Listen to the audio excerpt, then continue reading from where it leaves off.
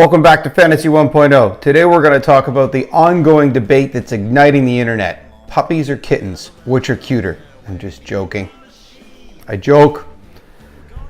We're going to talk about sits, starts, and sleepers for week 2 of fantasy football. Let's go!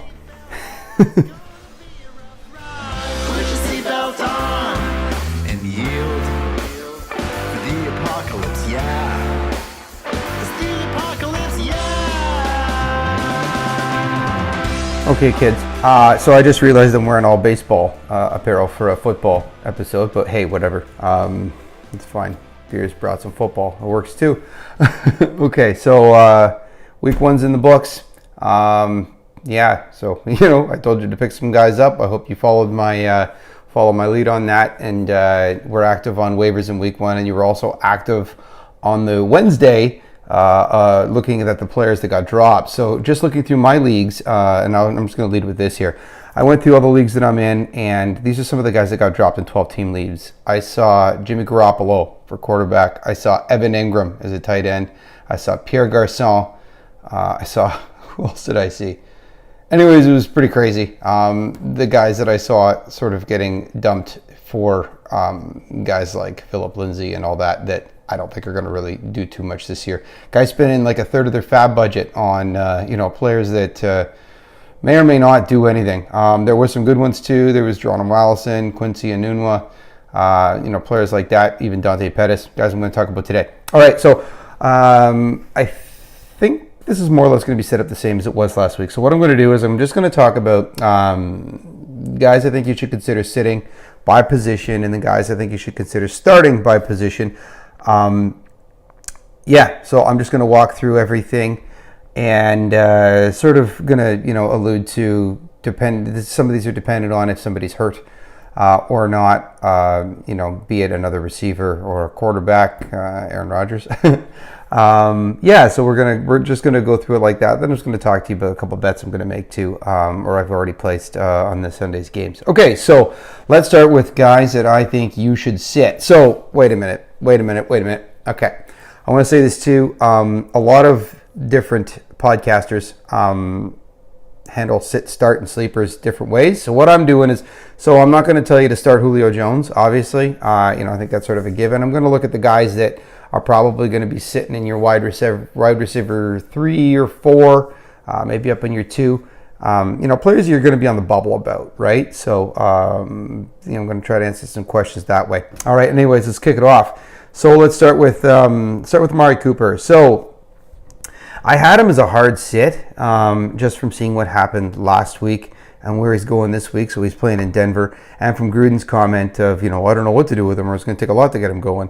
It sounds like they're going to line him up all over the field. I got him as a sit, but I think you could plug him in as a wide receiver 3 with some high upside, or there is some upside there, obviously, just with his talent alone.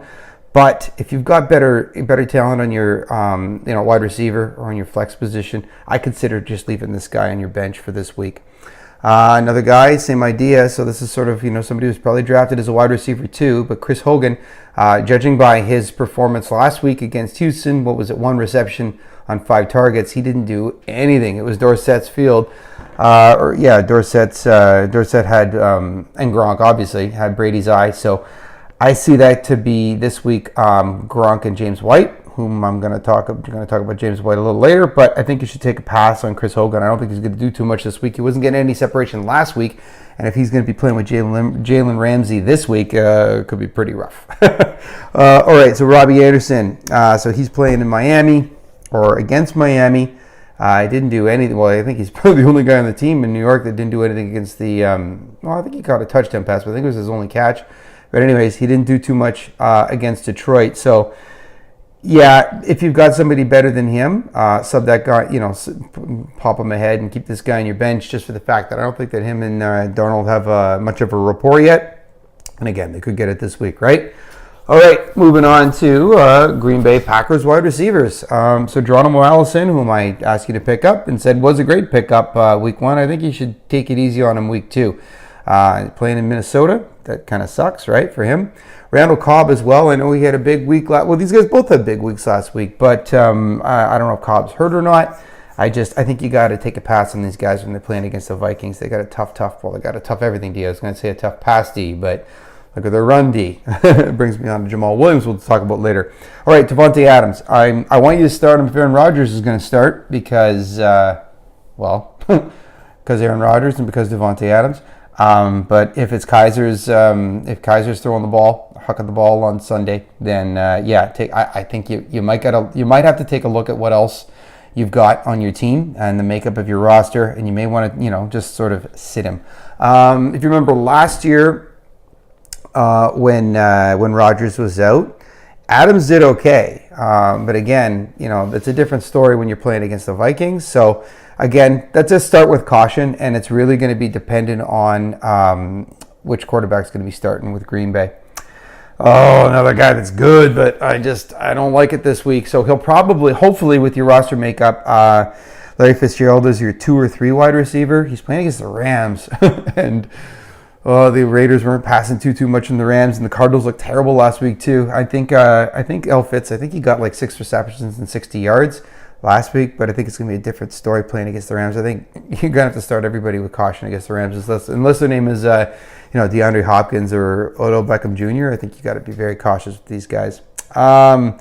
So Quincy Enunwa, he had a really good. I told you to pick him up. He got 10 looks, so it looks like he's got to report the QB. But this week, I don't remember the guy's name, man, but the corner that covers the slot where Enunwa was lining up for the Dolphins, I just remember he's really good. I was reading up on him, and to be honest, I heard a podcast about him. They were just talking about what he does, and I forget his name.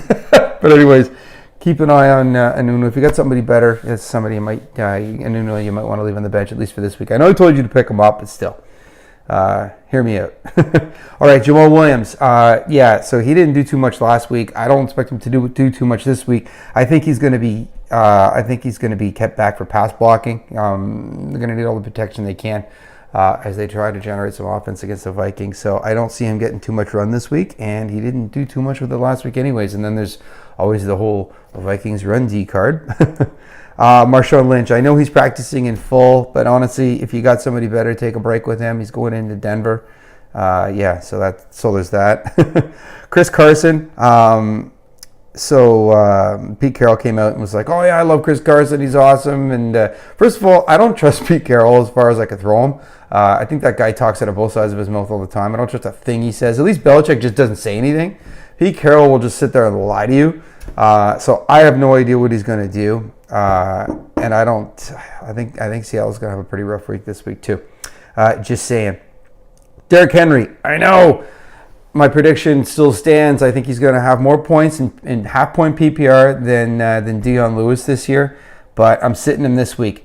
And that's with Mariota starting or not at QB. That's still up in the air. So I'm airing this right now on Friday morning.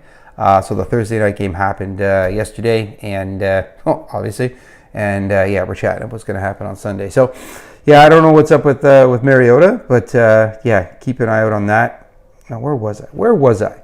All right, Devontae Freeman. I don't know. Okay, I don't know what's going on with him, how hurt he is, or how that backfield is going to look this week. But I would be leaning off of him, and I would be leaning more towards Tevin Coleman. So again, keep an eye for the injury report. So he's not like a hardcore sit. He might be your RB1 on a lot of teams. But just keep your eye on the injury reports and everything going up to game day, and have a plan B in place if he looks like he's hobbled, even if he does start. All right, brings you to Phillip Lindsay, everybody's favorite waiver wire pickup, which I think is blown out of proportion. I heard some of the amounts of fab that people are spending on this guy. So game script is, I think, going to write him out of this game. I think they're going to have a nice lead. Keenum was hucking the ball pretty good. Forget about those 3 interceptions that he had, but great rapport with Emmanuel Sanders. Demaryius Thomas is good, and Courtland Sutton's good, right? So I don't know. I expect him to be up. Maybe as a result of Lindsay, but I think that it's going to be turned into running the ball in the second half, which is going to just negate him and shut him right down. Peyton Barber, I think that just sit him. There you go, just sit him. I don't think he's going to be catching too much of the ball. And I mean, even if they do start Ronald Jones, I'm not saying start him. Keep that guy deep on your bench. He shouldn't even be on your team. So there you go. There you have it. Okay, so Ryan Fitzpatrick. I know he had a big week last week. still, week 1 is always messed up. We know that. I don't see this happening again. What did he have, like 4 TD passes? He threw for like 450 yards. Like, just, pump the brakes, okay? Take it easy on him. Don't be sitting somebody that's actually good. For the bearded wonder from, where is he from? Harvard? From Harvard. Okay, so don't get mad at me. Tom Brady. If you've got somebody better, like one of the guys that I'm going to mention in the QB starts, I think you might want to take it easy on Brady this week. I know, it's, he's top 3. He's top 3 quarterback, but it's the Jags, man. So, take it easy on him. Dak Prescott has no wide receivers. He doesn't have any wide receivers. I'll say that again. So, don't start him until he figures out who's going to throw the ball to, because he hasn't figured that out yet. I mean, Cole Beasley for a bunch of 7-yard passes isn't going to constitute a big fantasy day for Dak. Russell Wilson, keep him on your bench too. I need that offense to figure out who they are. Baldwin's out. I think they need to shut him down. Apparently they're going to try to rehab him and everything, but again, what is it? Strained MCL. Whatever. I'm not a doctor, but I know he's hurt and he's hobbled and he's not going to be playing. And so they're going to be running with Lockett and Marshall. Who, guys, I'll talk about them later. I think you're going to want to start them because somebody's going to step up. But still, I don't think it's going to be real pretty this week. All right, so Matt Ryan, he was terrible in week 1. And I expect him more of the same in week 2. I'm just going to leave it at that until he figures it out. I mean, you got Calvin Ridley, you got Julio Jones. You can even say you got Hooper and Sanu is like your whatever 4th and 5th option. You got Coleman and Freeman. He still can't figure it out. I mean, just don't. Again, I'm going to tell you some starts later. Stick with those guys. And if you got him as your like hardcore QB1, then I'm sure there's a guy you can stream that's better than him this week. Okay, so Mariota, hurt or not? No, don't. Okay. Tight ends, Kyle Rudolph. Surprisingly, I did a little research on this, which means I think I went on NFL.com. It was about 5 minutes of poking around. But anyways, Green Bay is actually decent against defending the tight end. Kyle Rudolph is a tight end. Don't start him. There you go. That's it. End rant. Start Diggs and Thielen. Don't even think about that. You're starting those guys, but take a break on Rudolph. There's probably somebody else out there. Maybe somebody I'm going to recommend in a minute. Okay, so let's get to some starts. Guys. Okay, start Cleveland wide receivers. Newsflash: they're playing in the Dome in New Orleans. I think this is going to be a shootout. Definitely start Josh Gordon. He's another good play in DFS too. I think he's only like $5,800. And Jarvis Landry has got great hands, so start him too. And I think that I thought that Njoku and Duke Johnson were going to be competing for those sort of short intermediate targets. I think Johnson he had 1 reception, and I think Njoku had 3 last week. I know the weather was terrible, but still, you'd think that they'd be trying, especially with the bad weather last week, they'd be trying those sort of shorter, high percentage passes. So go hard on Landry and Gordon this week. Nelson Agholor. I expect the Philly to figure out a little bit this week. I don't think they're going to be this juggernaut offense or anything like that. But again, Alshon Jeffrey is still out. I know they said they want to get Mike Wallace more involved, but he plays a totally different game than Agholor does. So I see him getting some more looks this week. I mean, sorry, don't get me wrong. He had like 8 receptions last week, but it was like for 30 yards. I think they're actually going to let him run maybe a 10-yard pattern and then throw the ball down to him. So don't put him on your bench because of last week's performance in non-PPR and half-point PPR. Okay, so Godwin. I want him to start. If D-Jack sits, I want Godwin in there. He was really good the last part of last season. I think he's going to have a big year. So, and if he's sitting, just sitting on waivers in your league, pick him up. And again, big. If D-Jack sits, and if you got a deeper roster, even if he doesn't sit, put him on there. If you're in like a 14-team league or you got a bunch of flex spots, it's a guy to keep an eye on. I think you know this anyways, but start Emmanuel Sanders. He's got a great rapport with Keenum like that. See, this is me kind of stating the obvious here, so be sure that he's sitting, that he's starting. Period.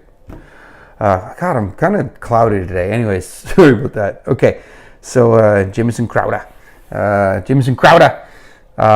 him. He's playing against the Colts. There you go. I know he didn't do anything last week, but the Colts secondary is terrible, so start him. Here's one, Corey Davis. So a lot of people, I've got him on a few of my teams. Even though I think his ADP was a little bit too high, I still ended up having a few of my teams where he fell. Even if Mariota doesn't start, Delaney Walker is out, and I would call that the number one target for them. So it's going to be, I think it could be the Corey Davis, Dion Lewis show, even if it is Blaine Gabbert. I think that you should have him on your team. I think he got 13 looks last week, so start him. Dante Pettis, if Goodwin sits, start Dante Pettis. I don't know. I got a feeling. I like him. And Goodwin still isn't practicing as of Thursday. So if he's on waivers, pick him up, or if he's on your bench, just sort of sit there and wait. And if Goodwin doesn't start, then put him in there. Told you I was going to talk about these guys. So Lockett and Marshall. I can't believe I'm saying that you should have Marshall on your team or you should start him, but. Deeper teams, maybe put Marshall out there. He might be good for a touchdown. And then Lockett as well. Somebody's got to stick up those passes. And, Wilson is a good quarterback. He doesn't know how to throw a football. So, yeah, that's deeper leagues. This isn't wide receiver 1-2 talk, right? Okay. All right, running backs. AP. So, I don't know. Part of me is saying, oh, man, is he out of gas? I mean, he had a big week last week, and he's really old. But I don't know. He looks sharp. So, if you've got a flex spot, flex him in there. Don't be putting him up there. Well, maybe in your RB2. I mean, it depends on how deep your league is and how shallow you are running back. But if you're on the fence with AP, put him in there. All right, so Dion Lewis. I can't believe I'm saying this, but yeah, it'll be his show this week. If I'm correct, the Texans allowed 10 receptions to running backs last week. Now, obviously, that's New England, but anyways. Looks like they're, right around here. They give up a lot of receptions. That's Dion's territory. So anyways, yeah, start them, especially in full point PPR, obviously, but even half point, put them in there. Tevin Coleman, remember, keep your eye on Devontae Freeman and what's going to happen, because if Coleman starts, I think, last year, I think in games that Freeman missed, Tevin Coleman averaged 19 touches. So I know that's kind of a useless stat, but maybe it's not. Anyways, he's a hardcore RB1 if Davante sits. And if he's still hobbled, I still think he's good to slide in there as an RB2. Alfred Morris, I think game script. I don't think Detroit's going to be as bad as they were last week, but I think I don't think you can be worse than last week, right? So they're playing in San Fran. I think that San Fran is going to look better than they did last week too, because they're not playing the Vikings. So I expect the game script is going to push Morris into there. Hopefully he won't be fumbling the ball in the end zone or close to the end zone like he did last week. But anyways, I think he's going to be getting the ball quite a bit of touches, so especially non-PPR and half-point PPR. Side note here, when I'm just talking, it's half-point PPR. That's what I'm referring to, but I might just switch back and forth, especially if I'm talking about let's say a rushing running back like him, as opposed to his backfield mate of Breida. Okay, who else I got? Austin Eckler, another game script thing. I think this is a bit of a sleeper, but I mean Buffalo. I think that Buffalo can't play in the CFL right now, so. I think this is going to be a blowout, and I think that Eckler's going to be getting the ball a lot in the second half. So that's a nice garbage time pick. Throw him in your flex, and you could be getting a lot of points right there. Think of him for DFS too. Again, high risk, high reward, right? Royce Freeman. So yeah, people are being ridiculous and thinking, he's splitting the backfield with this Phillip Lindsay guy, he's good. He had a decent looking preseason and all that, and it's going to be. Looks like it's going to be going back and forth. But they spent a lot of draft capital on this guy. And I expect them to have, a pretty decent lead. I think they're going to have the game under control in the second half. And I think that Freeman's going to be getting the rock. And we're going to see a far better week from him this week than you did last. I said it here. All right, quarterbacks, Tyrod. Put Tyrod in there. I know he looked kind of brutal last week. The weather was bad.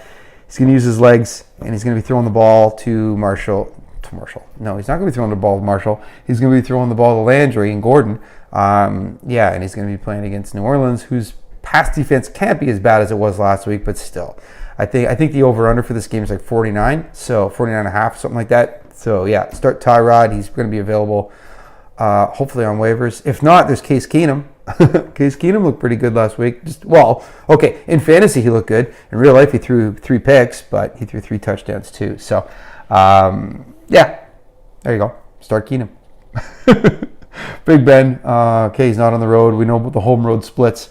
He's playing at home to KC, and KC's terrible. Pass D that we saw last week, even though they beat the Chargers. Rivers had a pretty good game. So I think Big Ben's going to have a good game this week. Look at all the guys he's going to be throwing at. Phil Rivers, yeah, start him. He's playing in Buffalo. So he's playing in Buffalo. Stream everybody against Buffalo. Oh, God. Seriously. Man, I feel bad for Bills fans. Okay, Alex Smith. Yeah, so playing Indy. You see what I'm doing? I'm taking the teams with crappy pass defenses, and I'm matching them up with these, low-end QB1, high-end QB2s, and I'm saying start them. It's not rocket science. maybe I'm underthinking it. I don't know, but this is what I'm doing. Okay, another guy, back on track. Matt Stafford. He, again, can't be as terrible as he was last week. So just saying, a lot of people were dropping him, and just keep your eye out for him. This might be a guy, depending on if all these other guys are picked up, Stafford might be a guy you want to grab and put in there. He's not going to look like he did last week. And that brings me to Jimmy Garoppolo. I saw some people dropping him in leagues. You're spending a lot, and his ADP was way too high for me, so I had him on none of my teams, and I got him on a team now because somebody dropped him because he had a bad week one against the Vikings. So give me a break. Anyways, start him, and if he's sitting on waivers, if some Yahoo dropped him, pick him up. I'm sure that's already happened though. Tight ends. Oh, I can't believe I'm saying this. Jared Cook. So yeah, from what I understand, Denver isn't so good at defending the tight end. Jared Cook got a lot of looks last week. So maybe we'll again this week as they figure out what they're going to do with Amari Cooper. Martavis Bryant, they re-signed him. Anyways, whole different story. All right, Ben Watson. Again, I think it's going to be quite the shootout here in New Orleans, and yeah. So I think that he's available on waivers, and I don't know what percent he's owned, but it's pretty low. Anyways, keep your eye for Ben Watson. Jack Doyle. I want you to start him too. If you're sitting on the fence.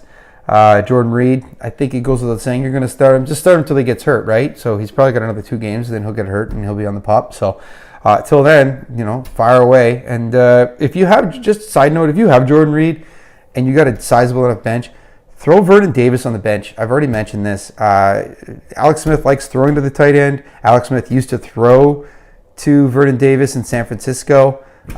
So you're basically going to be subbing in a tight end, low-end tight end one for probably a high-end tight end one when Jordan Reed goes down. I said it. All right. Yeah, I'm not going to talk about kickers. Just forget it. If they got a decent offense, if you think a team's going to score more than 24 points, then pick up the kicker on that team. Done. There you go. We don't have to talk about that anymore. Okay, so bets I like for this week. The line moved on this. I got it at like minus 300. I don't know how or minus 320. Anyways, I've talked about this before. I like doing these safe bets. I do these little tiny bets every week for like minus 200. So 2-to-1 odds. So if you bet $20, you get 10 if you win. And I do it on these games that I think are sort of locks. I had success last week. Knock on wood, I have success every week. Seriously, by doing this. And you know why? It's because people want to win the lottery with a bet. And I like to bet a little bit every week and win every week. I think that's kind of fun. It's fun winning money and not losing it. So yeah, I bet a bit more and I win a bit less, but I win. So sweet. Anyways, Buffalo's terrible. So it's sitting at minus 360 right now. So that's not too good. But that line moves back at all. Like if it goes down to like 300 or 320 or something like that, put some money in the Chargers. Detroit is playing in San Francisco, minus 260. Boom. Play that one. And then Oakland playing Denver, minus 260. There you go. So those are the 3 guys I'm going after this week. And then you can either laugh at me because I was wrong, or you can be like, oh, wait, this guy knows what he's talking about. He was right. Anyways, that's what I got. Okay, so just letting you know. So Friday before game week, I'm going to be doing this every week. It's going to be sits, starts, sleepers, bets, and DFS. I didn't have time to do DFS. Sorry about that. Check my Twitter. I'm going to be putting that up, though, over the weekend at Fantasy 1.0. Subscribe to this channel because also after game day, so this will be probably on Monday or Tuesday, it's going to be my waiver wire pickup episode. So early week, you got your waiver wire pickups. Late in the week, you're going to have your sit, start, DFS, and sleepers and bets. All right? So subscribe to the channel. Do you agree with me? Do you disagree with me with anything? Look how big my hands are. I can put my hands back here. Okay. If you agree with me, disagree with me, comment below, but definitely subscribe, like away. But yeah, I want you to subscribe. And if you got any questions, hit me up on Twitter as well. Again, at Fantasy 1.0. And I'm going to be putting up my DFS picks and value picks and stacks that I think you should be taking care of this weekend. All right, everybody, good luck this week. And yeah, that's it. That's all. See you Monday. That's it. I'm out.